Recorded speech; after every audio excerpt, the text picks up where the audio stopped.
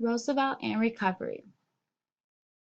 Two major New Deal programs, the National Recovery Administration, which is also called the NRA, and Agricultural Adjustment Administration, the AAA.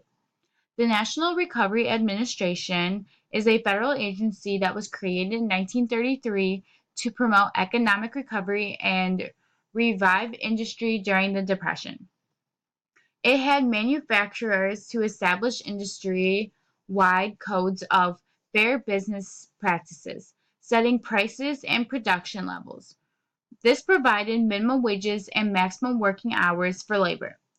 By the summer of 1933, more than 500 industries had adopted the new codes that covered 2.5 million workers.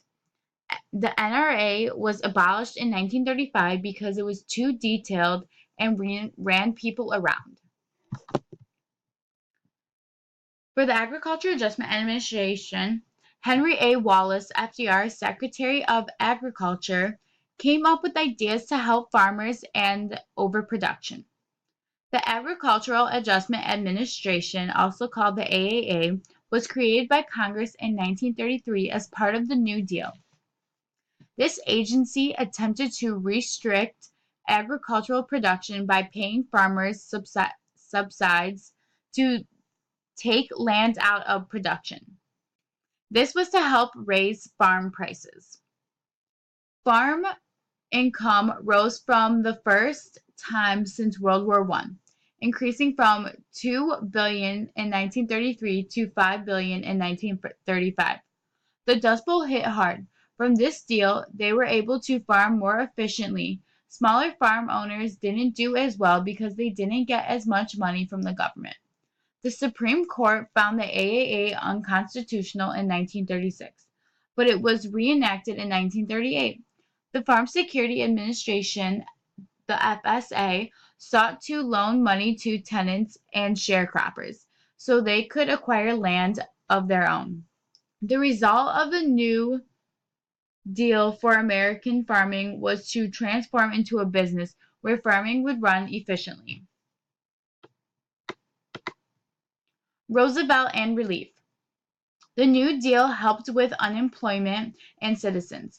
On May 12, 1933, in response to FDR's March request, Congress authorized the RFC to distribute $500 million to the state to help individuals and families in need.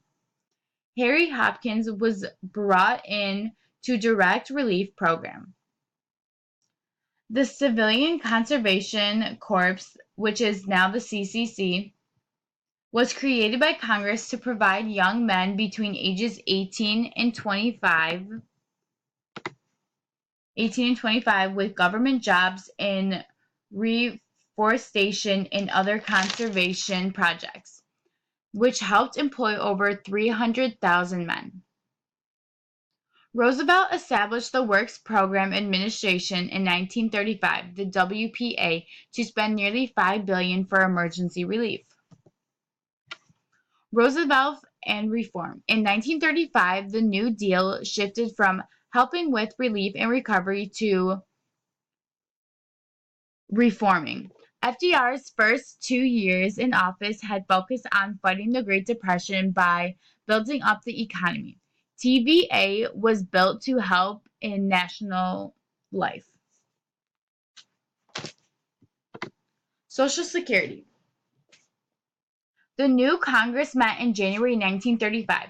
Roosevelt was ready to support a series of reform measures designed to take the edge off national dissent.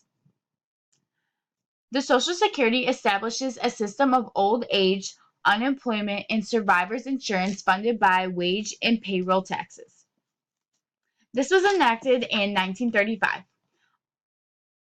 The Townshend movement had reminded Americans that the United States alone had modern industrial nations, had never developed a welfare system to aid the aged, the disabled, and the unemployed. A cabinet committee began studying the problem in 1934, and President Roosevelt sent its recommendations to Congress the following January. The proposed legislation had three major parts. The first part is it provided for old age pensions, financing equally by a tax on employers and workers, without government and contributions. In addition, it gave states federal matching funds to provide modest pensions for the elderly.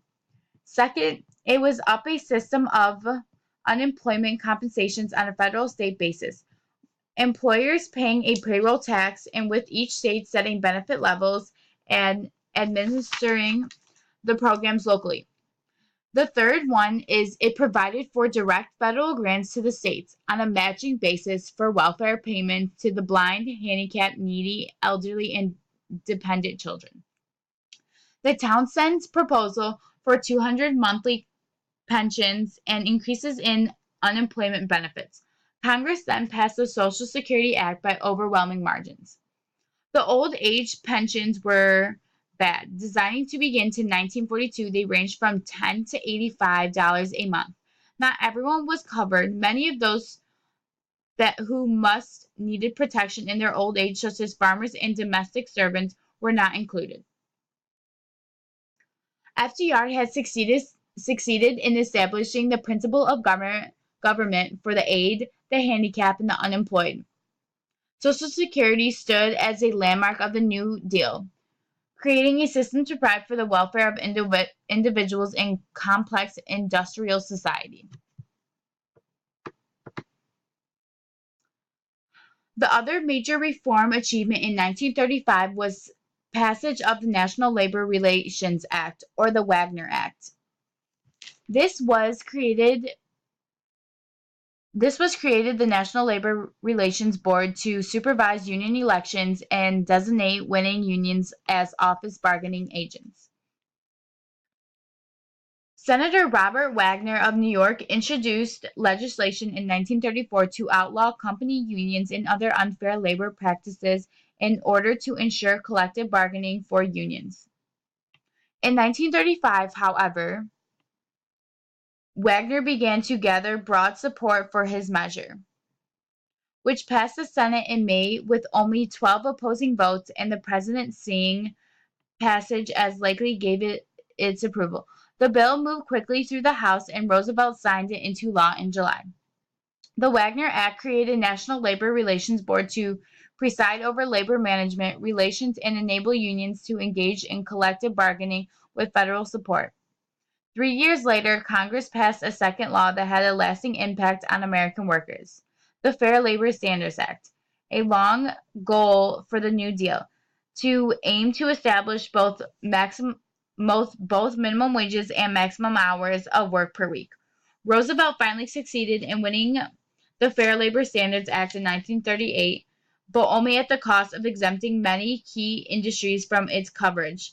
The fact provided for a minimum wage of 40 cents an hour by 1940 and a standard work week of 40 hours and a half for overtime. Legislation did lead to pay raises for the 12 million workers earning less than 40 cents an hour. Roosevelt's record in reform was similar to that in relief and recovery. Modest success, but no sweeping victory.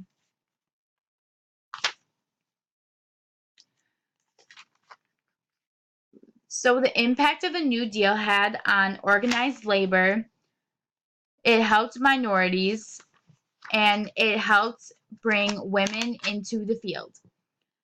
Women also were elected to office in larger numbers in the 1930s.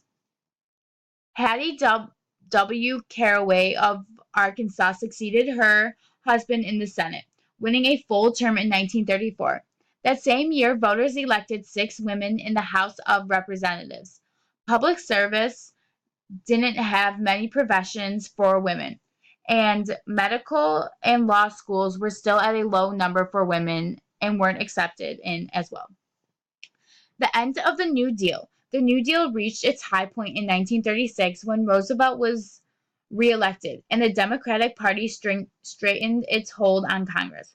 The political triumph was deceptive. In the next 2 years, Roosevelt met with a series of defeats in Congress. Yet, despite the setbacks, he remained a popular political leader who had restored American self-confidence as he strove to meet the challenges of the Great Depression.